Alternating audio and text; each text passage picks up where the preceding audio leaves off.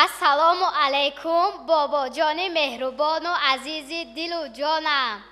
من گلنگار نبیره خواند شما. از آن روزه که عقل و فراستم پیدا شد، محبت شما در دلم جای گرفته است.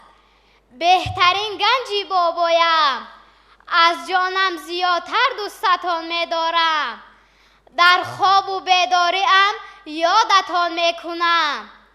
به شک شما را جناب عالی در همه ای ساحه آموزگار اصیل گفتن رواست.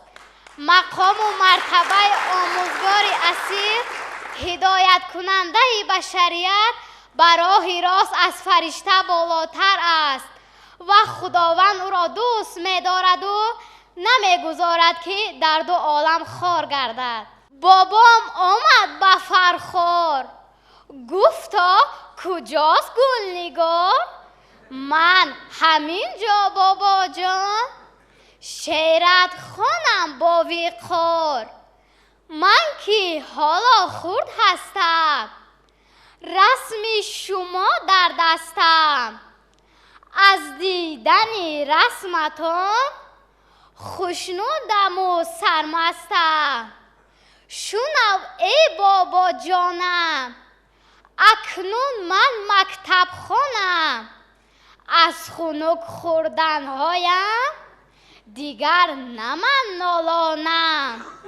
از خدا داشتم طلب شما را از نبینم. دیلکم گردد آرام، گل مقصود بچینم. شوم این دفعه سوار، بابا بایم در چرخ بال. برد با خود بابا جان من را به سیر جهان. بابام شاه مایان است، پیشوای تاجیکان است. خدا شود نگهبان، باشد تاج سرمان. خوش آمدید به فرخار، بابا جان گلنگار.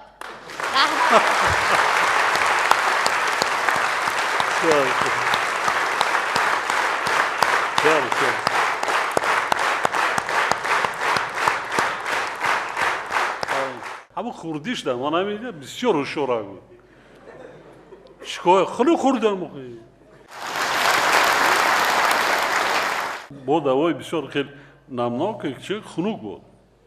با خیلی کرتچه های فتحی چه پوشیدن کودک خواهی نخواهی خنک میخورد. پیشتاز بود. نگار میبریم که گلنگار دوشنبه شما باباش باشین نصیحت کنیدتون من سفارش دادم.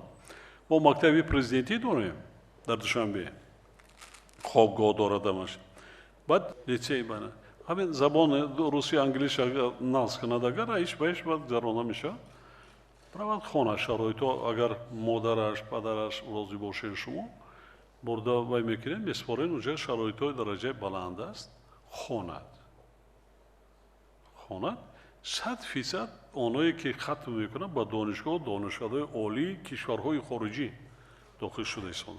شرایط‌های درجه عالی تربیت کردن وظیفه ما. تا توانایی کمک میکنیم تربیت میکنیم.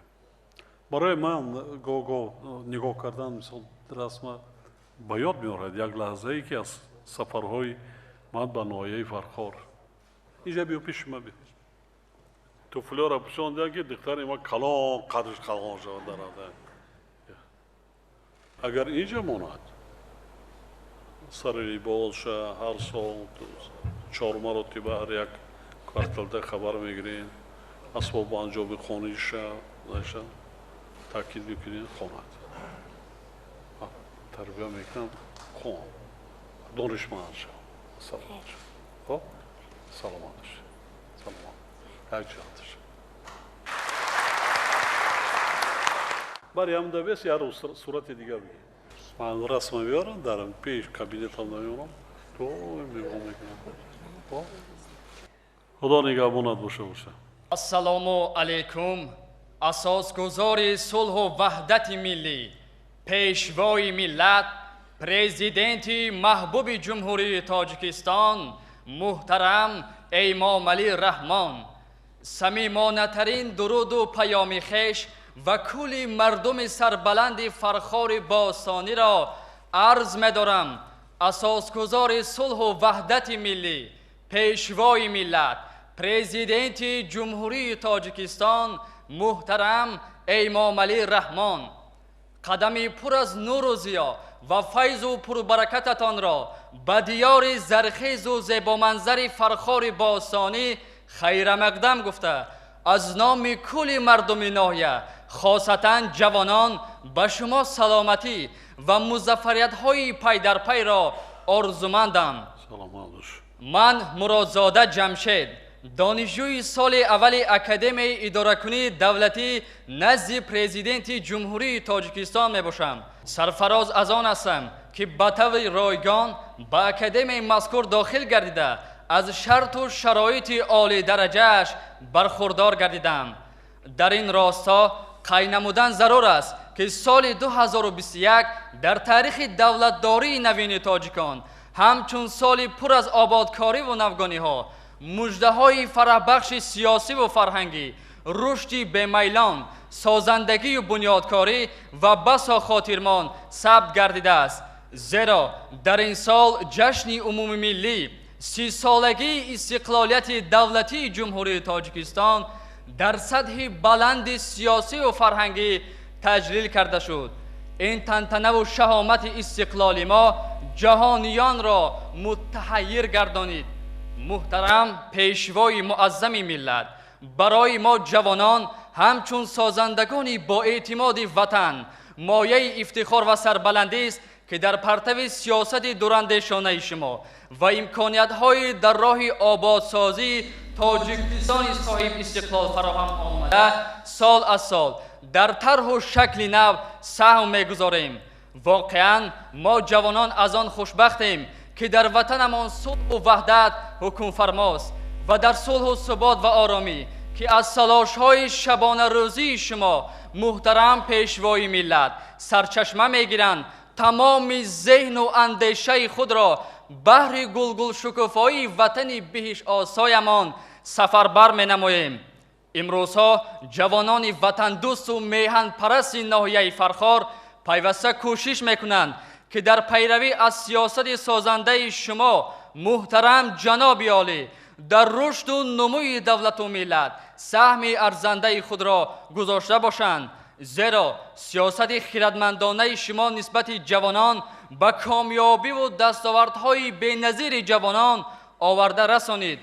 برگزاری آزمون‌های جمهوری تاجیکستان وطن عزیز من فروغ صبح دانایی کتاب است و علم فروغ معرفت با سرپرستی بواسطه شما ثابتگر گفته‌های بالا هستند.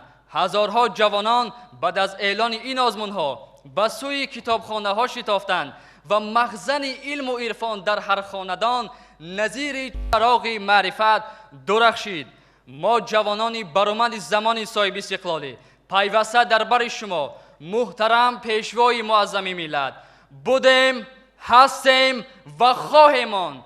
پس سخن ز قلب تمام جوانان وطن دوست تاجیک را بهرتان میگویم. زهی زهی زهی ای راد مردی وطن. سلام علیکم. سلام علیکم.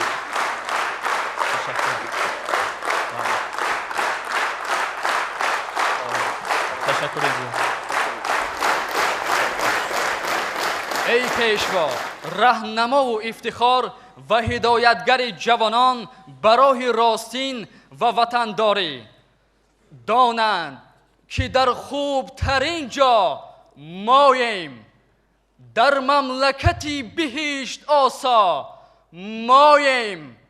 هر کوه وطن سری بلندی ما هست، خوشبخت ترین مردم دنیا ماییم، خوشبخت ترین مردم دنیا ماییم. تشکر زیاد با توجهتان.